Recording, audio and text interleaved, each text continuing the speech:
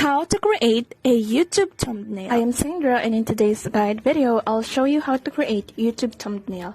But before we get started, if you are new to our channel, please don't forget to like and subscribe. So without any further ado, let's get started. First, we're going to need an app called Meitu. Step 1.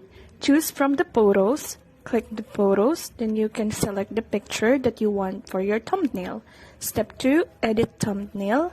Edit the thumbnail that you want by putting text, watermarks, changing fonts and its color.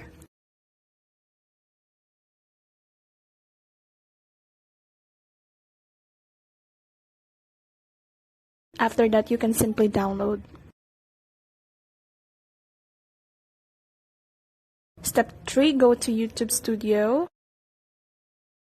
Choose one of the videos you want to put a thumbnail, then click the pencil icon at the top of the video you chose. Then click again the pencil icon at the left side of the video, then click the custom thumbnail. But for this, since I already have thumbnail, I'll click change, then choose the thumbnail that you want. Then click done, then finally hit save. So, this is the way on how to create YouTube thumbnail. We hope this video is really helpful. If it did help you, make sure to like and subscribe to the channel.